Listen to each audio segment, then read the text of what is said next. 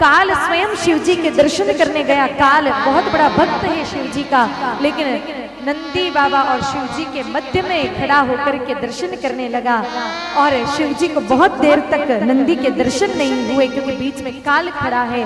मेरे भाई बहनों, उसी समय भोले बाबा को क्रोध आया, अपना तीसरा नेत्र खोला और अपने परम भक्त काल को जला करके भस्म कर दिया, क्योंकि वो नंदी के बीच में खड़ा हो गया था। एक क्षण की भी दूरी भोले बाबा नंदी बाबा से स्वीकार नहीं कर सकते हैं।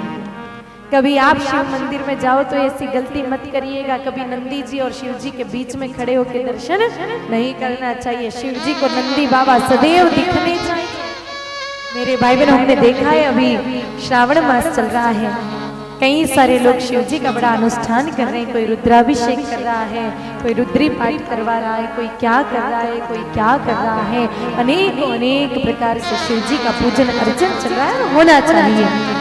और साथ ही साथ सबके घर में जहाँ शिव जी हैं वहाँ नंदी जी भी होंगे ही। नंदी जी की भी खूब पूजा करते हैं, बिल्व पत्र चढ़ाते हैं, उनका भी दुग्धाभिषेक करते हैं। जो जो द्रव्य से पूजा शिव जी की करते हैं, उन्हीं द्रव्यों से पूजा नंदी बाबा की भी करते हैं। लेकिन दुर्भाग्य देखिए मेरे भाई बहनों, अपने आप को शिव भक्त बताने वाले शिव मंदिर से पूजन करके पत्थर के नंदी बाबा के कान में अपनी मनोकामना बोल करके जब मंदिर से बाहर निकलते हैं और असली के नंदी बाबा दिख जावे तो मेरे भाई बहनों उनको लठ से मारते हैं या अपशब्द कहते हैं और फिर अपने आप को बहुत बड़ा शिव भक्त समझते हैं। ये शिव भक्ति नहीं, इसको तो केवल कोरा पाखंड कहना चाहिए।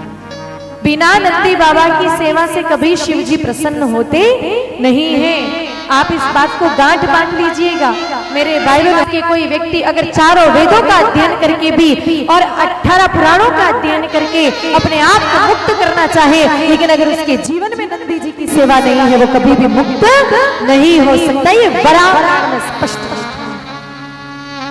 एक दुग्धाभिषेक कर दीजिए, आप कितना ही जलाभिषेक कर दीजिए, आप कितना ही घृत से शिव जी को अच्छे से रगड़ रगड़ के स्नान करवा दीजिए, आप चाहे कितने ही बिल्व पत्र ला करके और समर्पित कर दीजिए, कितने ही आंकड़े धतूरे लाकर समर्पित कर दीजिए, लेकिन अगर जीवन में आपके नंदी जी के प्रति सम्मान नहीं है, उनके प्रति श्रद्धा का भाव नहीं है, तो शिव जी आपकी पूजा किसी भी सूरत में स्वीकार करेंगे, किसी भी सूरत में। तो